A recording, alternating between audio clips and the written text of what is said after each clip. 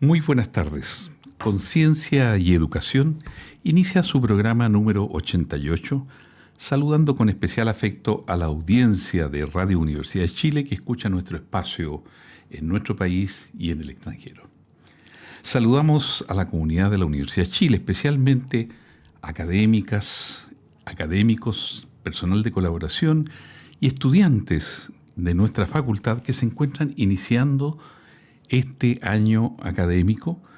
en donde en particular queremos saludar a los mechones, mechonas que ingresan entonces por primera vez a nuestra universidad y a nuestra facultad.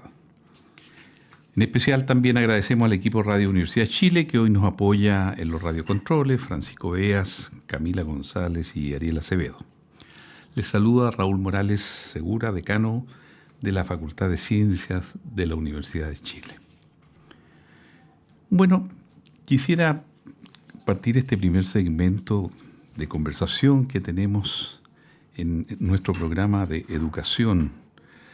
particularmente en lo que han sido los resultados que el Ministerio de Educación ha planteado sobre el rendimiento de las pruebas de medición de la calidad de la educación que se conocen como CIMSE y que se rindió el año pasado. Aproximadamente casi 700.000 estudiantes de cuarto y sexto básico y de segundo medio, lo que nos puede dar una idea de cómo el rendimiento escolar ha estado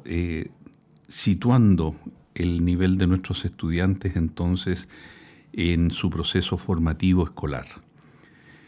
Sin duda que el continuar con estas mediciones es un hecho relevante en la medida que nos va permitiendo entonces conocer cuál es el estado de situación que se va generando entonces en la formación de nuestra población en el contexto de lo que es el futuro de las actividades laborales que ellos tienen. Y en ese contexto yo diría que resulta preocupante observar entonces los resultados que se han ido entregando y que nos permite hacer un análisis comparativo de lo que ha sido desde los años 2013, 2014, vale decir, la última década. Efectivamente, cuando uno analiza lo que ocurre con el cuarto básico, estamos hablando de la enseñanza escolar, podemos ver que el rendimiento del estudiantado en esas materias no ha sido lo suficientemente relevante como para decir estamos avanzando significativamente en la formación estudiantil. Se observan crecimientos muy, yo diría, leves en ese sentido, pero cuando pasamos al sexto básico, ya los puntajes de promedio nacional, ahí sí que es dramática la situación. ¿Y por qué digo que es dramática? Porque observamos entonces que los puntajes en vez de subir ya se han ido sosteniendo en el tiempo o han ido bajando, como es el caso del rendimiento de las pruebas en matemáticas. Habría que analizar estas cifras muy profundamente, diría yo, por el Ministerio de Educación, por los equipos docentes, porque cuando nos trasladamos 10 años atrás y comparamos los resultados al 2014, vemos que en este 2024 están por debajo de esas mediciones de esas generaciones. Y cuando vemos el caso de lectura, que es el otro elemento importante en este análisis de resultados de aprendizaje, vemos que la lectura sigue estando estancada, al menos en los últimos 5 o 6 años, y eso nos mueve entonces a tener claridad de que esta es una generación que va en sexto básico con serias dificultades de poder desarrollar una enseñanza media de niveles satisfactorios. Así que en ese contexto yo diría que los resultados en la enseñanza básica que nos entrega el cuarto básico y el sexto básico como criterios de mediciones ya de 10 años, vemos entonces que no estamos yendo por el camino apropiado. Y eso nos debe llevar entonces a atender de qué manera estamos entregando la calidad de los conocimientos y la cantidad de lo que se requiere para poder mejorar estos índices y estar en un rango relativamente satisfactorio. En esa misma dirección, cuando ahora analizamos los resultados CIMSE correspondientes al segundo año medio, vemos que los resultados no son mejores. ¿Ya? Efectivamente, si uno separa lo que fue el rendimiento de la pandemia, en donde naturalmente por las deficiencias que ahí se produjeron de no poder tener clases de manera presencial y en donde se arrastró hasta el 2021, 2022 una situación compleja en la formación presencial, ya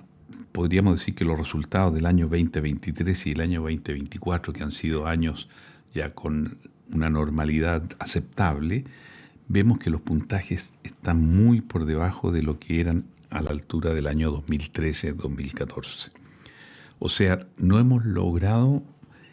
siquiera alcanzar esos estándares que traíamos desde la década del 2010. Entonces, yo diría que el análisis que están entregándonos los resultados de medición de la calidad de la educación escolar debiera entonces hacernos meditar de qué manera enfrentamos esta situación que se empieza entonces a generar ya como un panorama complejo para quienes van a egresar de la enseñanza media y se van a encontrar con un desarrollo social, económico, cultural, en el cual no van a estar en las condiciones apropiadas para enfrentar esas realidades. Y si a eso sumamos entonces lo que son los resultados que ya traemos de varios años a través de mediciones internacionales tipo TIMSS o tipo OCDE, en donde nos muestran que la población chilena, ya en el rango de los 18 a los 60 años de edad, presenta serias deficiencias en comprender las materias, tanto en el campo de la matemática, de la lectura, como del uso de las tecnologías computacionales. Eso nos muestra entonces de que el panorama para nuestra sociedad chilena no es bueno. De acuerdo a esos índices internacionales, poco más del 60% de la población chilena cae en lo que se reconoce como analfabetismo funcional. Y eso es el resultado del mal nivel adquirido en la formación en el proceso escolar. Debemos pensar que el proceso escolar debe ser la formación básica fundamental para que posteriormente quienes no van a ir a la educación superior puedan ir generando etapas de autoformación o de formación complementaria a nivel laboral y por lo tanto entonces ser ciudadanos que tengan las capacidades necesarias para que puedan ir formándose, para que puedan ir desarrollando con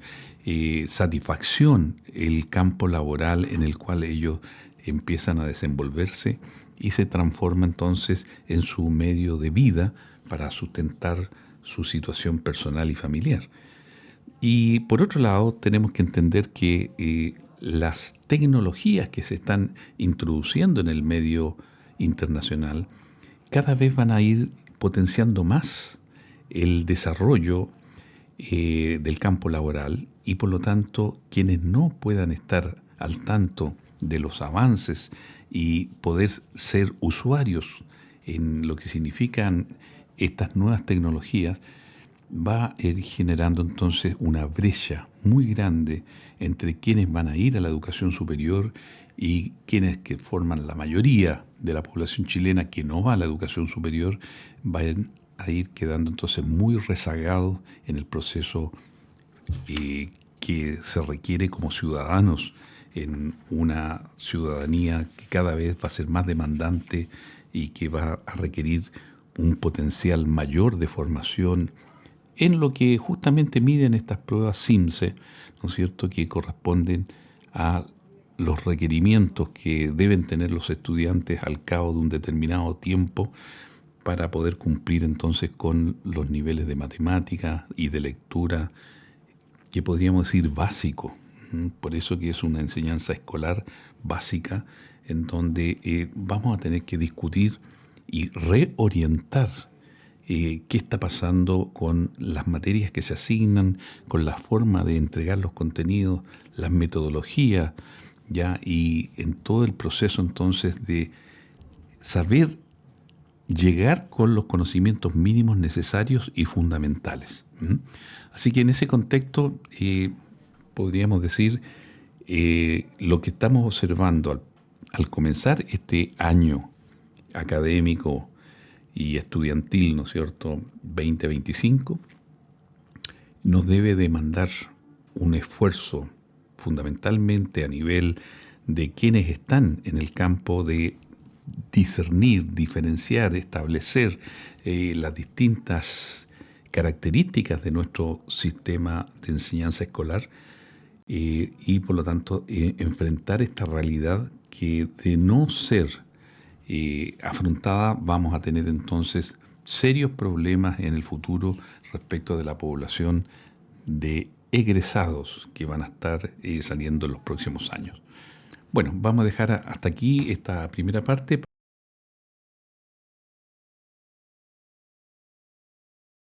Bien, retomamos nuestro programa Conciencias y Educación, en donde estamos conversando sobre lo que ha sido el desarrollo de la educación escolar y fundamentalmente los resultados CIMSE que se dieron recientemente por el Ministerio de Educación en lo que corresponde a los resultados del cuarto básico, sexto básico y del segundo medio, que como les decía, no han sido resultados satisfactorios. Seguimos mostrando falencias significativas en el rendimiento de nuestros estudiantes y por lo tanto este es un llamado de atención a que tanto el medio correspondiente al Ministerio de Educación a cargo de lo que son las políticas educacionales, a cargo de la asignación de los contenidos temáticos y la forma docente de entregar por parte de las universidades, deben entrar en una seria discusión y análisis para poder enfrentar lo que puede ser un verdadero tsunami de desconocimiento por parte de la población chilena respecto del trabajo que va a venir en los próximos años y donde no vemos que haya una preparación apropiada en lo que son los resultados que están permitiéndonos saber el nivel formativo con que están egresando de la enseñanza escolar. Bueno, en esta nueva sección que iniciamos quisiera conversarles algo que ha sido bastante relevante en la Universidad de Chile, particularmente con la visita del Premio Nobel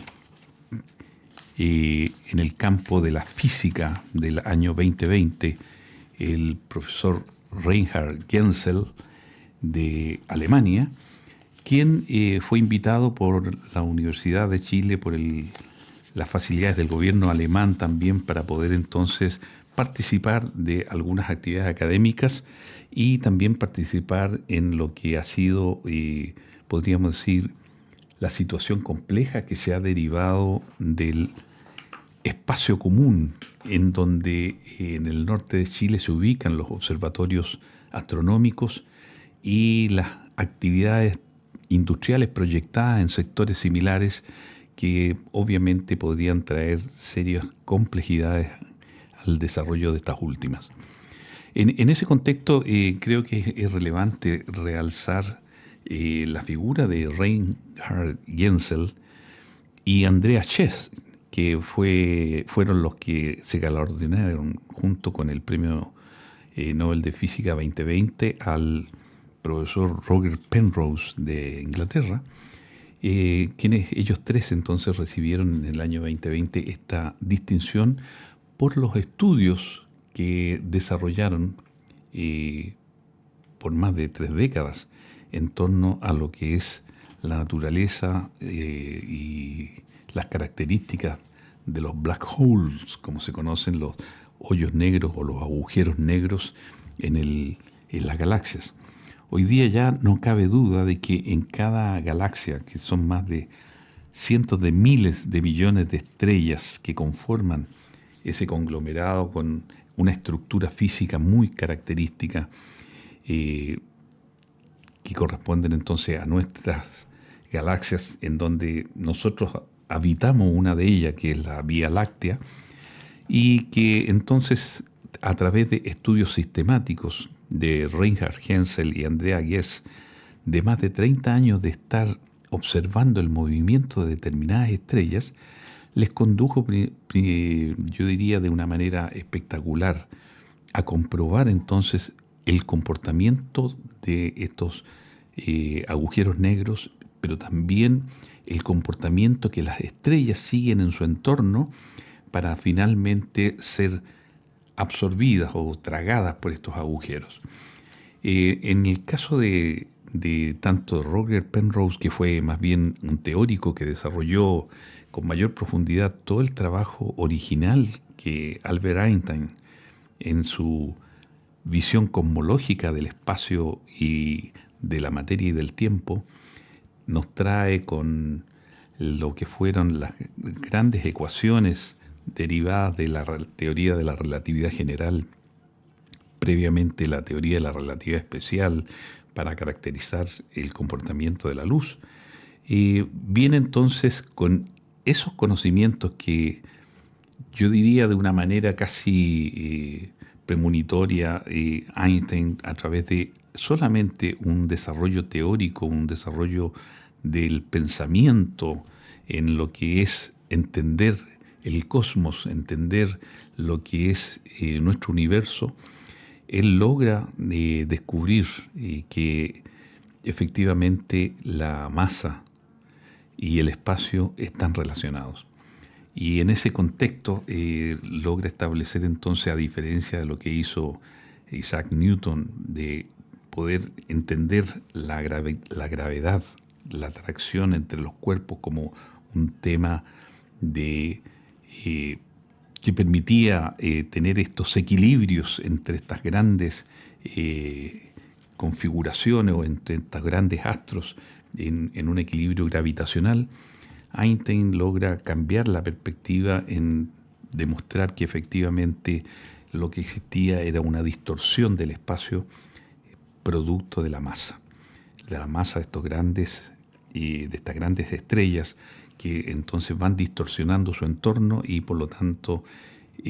cambia el concepto de la gravedad en esa perspectiva. Y eso lo llevó finalmente a Albert Einstein a definir que podrían entonces haber ciertos focos de materia que fueran tan fuertemente atractores gravitacionales, podríamos decir, o una distorsión tan grande del espacio, que haría que hasta la luz ya pudiera ser entonces absorbida por estos grandes centros de masa en lo que constituyen las galaxias. Galaxias que hoy día sabemos entonces contienen muchos agujeros negros, pero normalmente se ve y se ha ido entonces determinando que existen los agujeros supermasivos, vale decir que tienen el equivalente a millones de masas solares y por lo tanto entonces en ese contexto se transforman en entidades fundamentales en la organización de cada galaxia existente. Y ya hoy día hablamos de, con la observación tanto satelital como con la observación astronómica terrestre, de millones de galaxias y hablamos ahora de cúmulos de galaxias, y entonces el desarrollo de lo que es el conocimiento de nuestro universo, la ciencia, particularmente la física,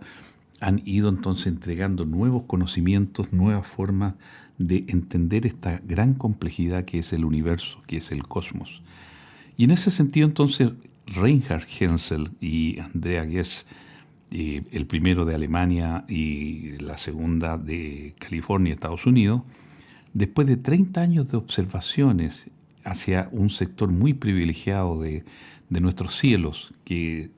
mirando hacia el centro de la galaxia nuestra, que es la Vía Láctea, se logra entonces establecer la presencia de este agujero negro supermasivo, conocido como Sagitario A, y que al interior entonces de este concentrado de estrellas logran analizar el movimiento que éstas tienen, identificando entonces la presencia de este gran agujero negro supermasivo. Esos estudios los llevaron entonces a recibir el Premio Nobel de Física, y la gracia es que todos esos estudios se pudieron realizar fundamentalmente desde Chile, desde los observatorios montados en el telescopio correspondiente al Observatorio Europeo Austral, conocido como ESO. Este observatorio, que se ubica en el norte de Chile,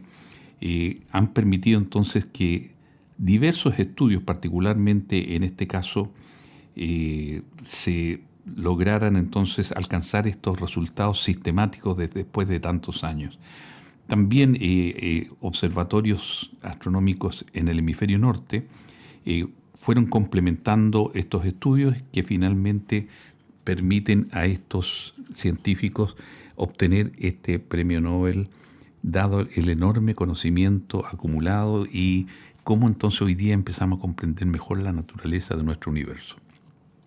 Creo que eso es relevante, decir que ha sido gracias a los cielos de Chile, gracias a que nuestros telescopios que están instalados particularmente en el desierto de Atacama, han jugado un rol fundamental en el conocimiento humano que hoy día se maneja. En este sentido, entonces, las diferentes organizaciones que han ido instalando estos observatorios astronómicos en Chile han permitido entonces, gracias a que son tal vez los cielos más oscuros como se conoce a nivel mundial, y gracias a eso entonces la posibilidad de seguir profundizando el conocimiento con telescopios cada vez más poderosos, con telescopios cada vez más grandes también, que han ido complementando la información obtenida a nivel satelital. Así que la presencia de estos científicos, y particularmente en el caso del profesor Genzel en Chile, ha venido a ratificar la importancia de cuidar este espacio de observación, y en ese sentido entonces tener claridad de que en la medida en que nosotros seamos capaces de mantener lo que es el entorno de estos observatorios en cuanto a la actividad antropogénica, va a ser fundamental entonces poder continuar teniendo esta ventaja que podríamos decir única en nuestro planeta. Vamos a dejar hasta aquí esta conversación para dar paso a las noticias de nuestra radio.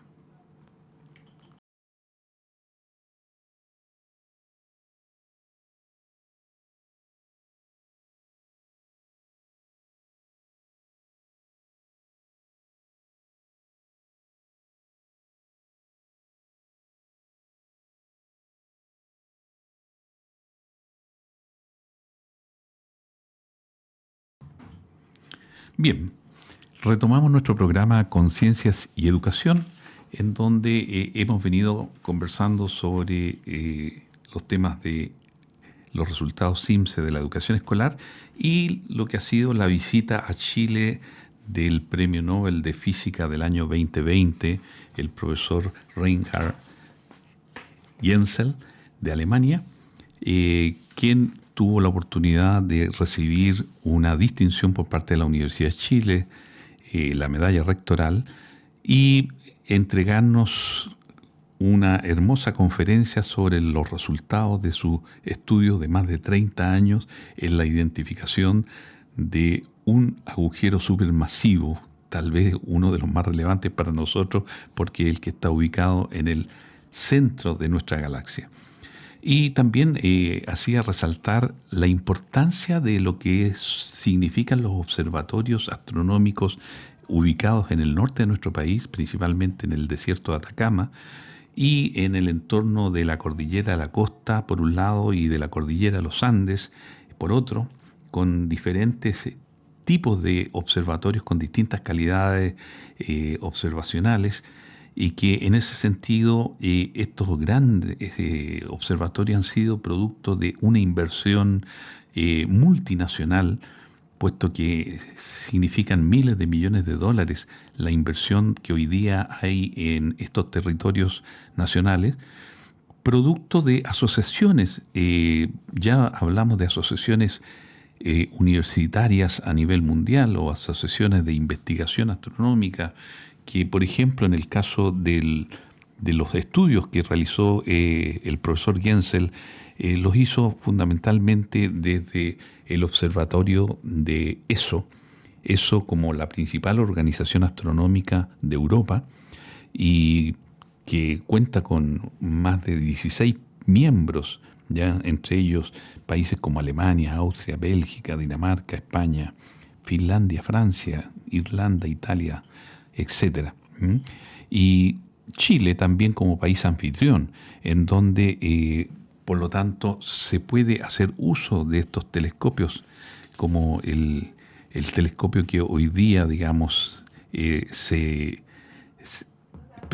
ha permitido todos estos estudios, y otros que están en desarrollo y en proyección de construcción. Así que en ese sentido son realmente centros de observación experimental de muy alto costo, de largos años de estudio para poder ubicarlos en zonas que son las más, podríamos decir, prístinas en cuanto a la calidad de los cielos. Y Chile reúne esas características por tener una cordillera de la costa muy alta, ¿no es cierto?, pegado en todo el borde costero norte, y que evita gran parte de la humedad ingrese a la zona desértica, que es la zona de la depresión intermedia entre la cordillera de la costa y la cordillera de Domeico, y después más arriba tenemos la otra depresión con los salares importantes que tenemos en Chile, y se ubica entonces estos otros observatorios ya en la cordillera de los Andes propiamente tal, en lo que es la parte más alta andina, como ocurre con Chajnator, cerca de San Pedro de Atacama. Y eso entonces representan asociaciones de grandes conglomerados de investigación a nivel mundial, con muchos recursos que han sido por décadas traídos a nuestro país, y donde también se le han abierto las puertas a la investigación chilena en términos de poder entonces participar en los grandes desarrollos del conocimiento universal. Sin embargo, tenemos que tener en consideración de que la zona norte de Chile también es una zona que ha sido bastante atractiva para el mundo empresarial, para el mundo industrial, para el mundo minero, esencialmente,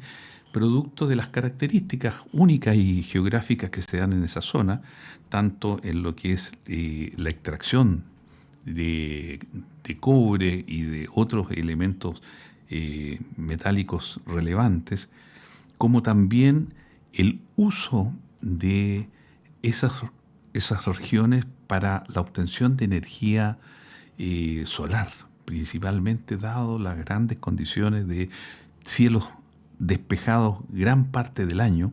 ¿ya? Y en ese contexto podríamos decir verdaderos receptáculos de energía solar. Y eso ha hecho entonces que se han ido presentando proyectos que podríamos decir buscan renovar las matrices energéticas nacionales e internacionales a través de conseguir entonces energías renovables, energías que son limpias y que hoy día son tan gravitantes para el drama que vive a nivel mundial el aumento de la temperatura, lo que conocemos como el calentamiento global y, por supuesto, entonces el cambio climático que trae asociado este calentamiento global. Y en ese contexto, digamos, desde el año 2010, en nuestro país, desde la perspectiva gubernamental, se empieza a instalar la importancia de desarrollar cambios en la matriz energética y fundamentalmente generar energías limpias a base de energía solar. Y en esa propuesta ha aparecido entonces el desarrollo a nivel mundial del hidrógeno verde y amoníaco verde, que no es que tengan color, no, se les llama verde como una forma de establecer de que se han obtenido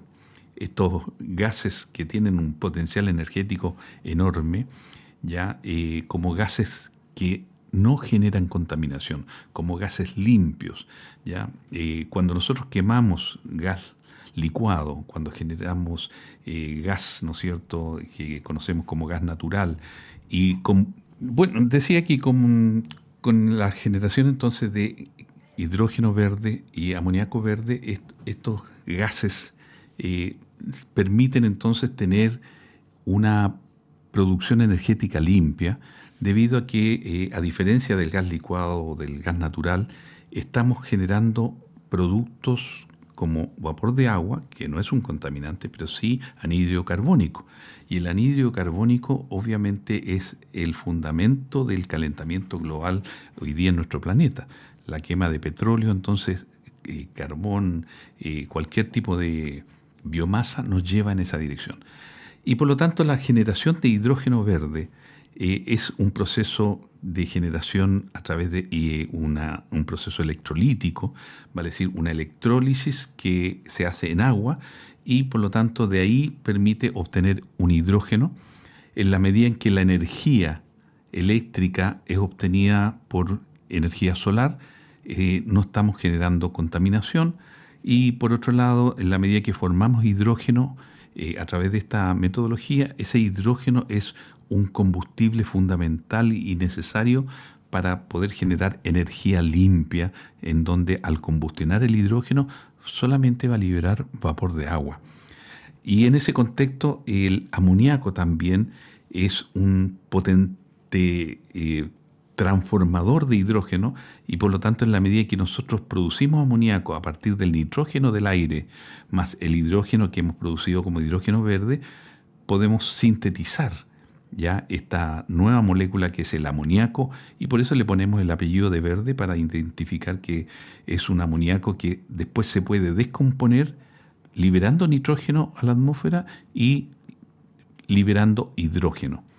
Y el hidrógeno lo usamos como combustible. Entonces el amoníaco se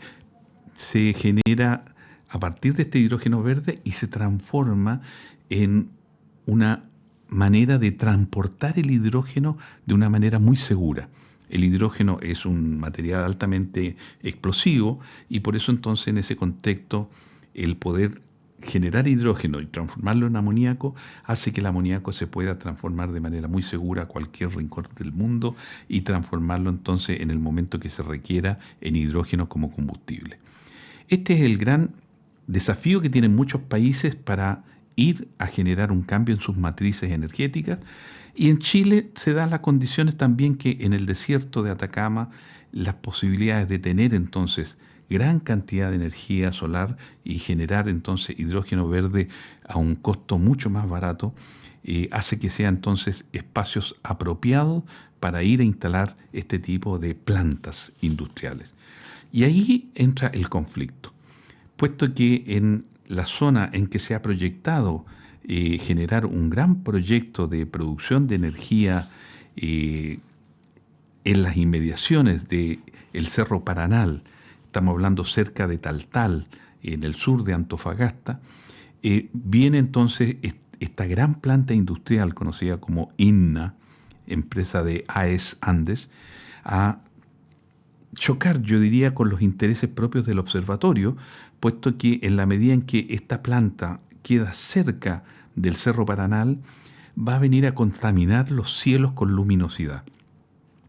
Y bueno, durante todo el proceso de desarrollo, de instalación de la planta, etcétera, también va a venir a afectar el levantamiento de polvo y generar entonces condiciones que va a afectar la calidad de los telescopios y obviamente la instalación del futuro telescopio gigante que está proyectado muy cerquita de ahí del Cerro Paranal, en el Cerro Armazones.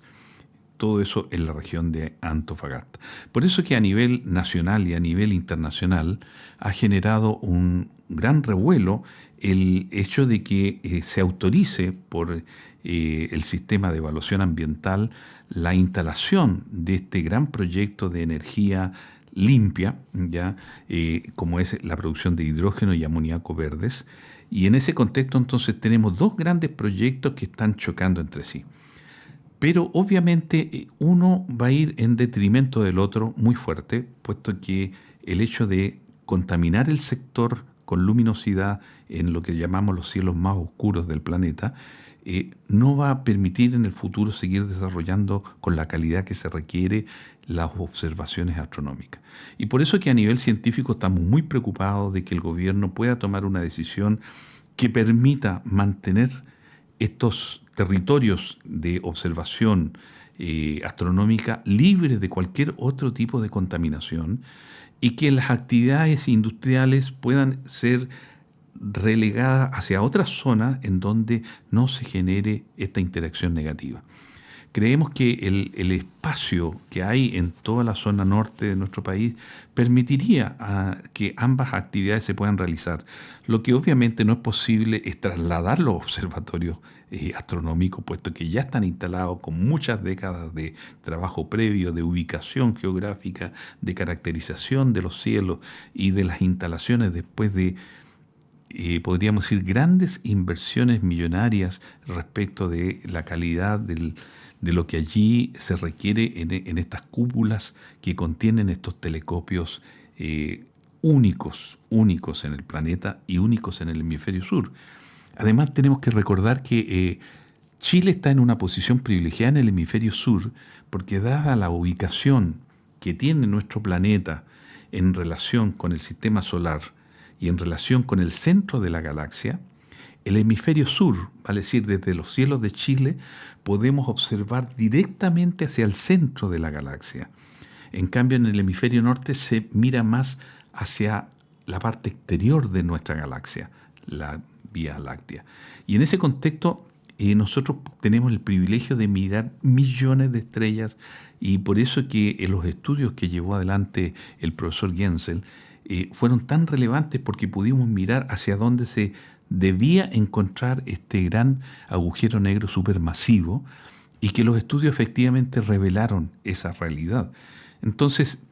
¿es una posición estratégica el hemisferio sur? Sí. Chile es una posición estratégica para el resto del hemisferio sur, puesto que allí se dan condiciones únicas de humedad, condiciones de altura, condiciones de protección geográfica propia, digamos, para la detección de estrellas lo más alejadas posible, digamos, en lo que es la profundidad del universo. Y en ese contexto, entonces, requerimos un buen criterio por parte del sistema de evaluación ambiental en respetar lo que significa esta, podríamos decir, desarrollo tecnológico de última generación que representa el campo de la astronomía. Ahora, eso también debe hacernos pensar que aquí hay una falencia histórica en nuestro sistema nacional territorial, porque no tenemos demarcado para qué son los territorios. Y en ese contexto yo diría que esto debe llamarnos a la reflexión para que, en este caso, la astronomía que requiere determinados territorios deba tener entonces la protección necesaria que en el entorno que se defina, me imagino por parte de los expertos en el campo de la observación astronómica, no haya ningún tipo de interferencia, de modo que cuando autorizamos que en el Cerro Paranal, por ejemplo, se instalan estos observatorios, debe haber un radio ya de entorno a este cerro,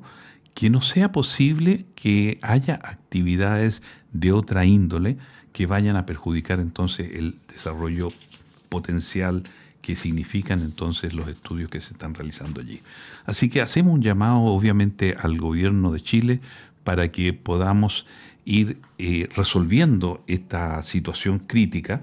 que viene, digamos, a afectar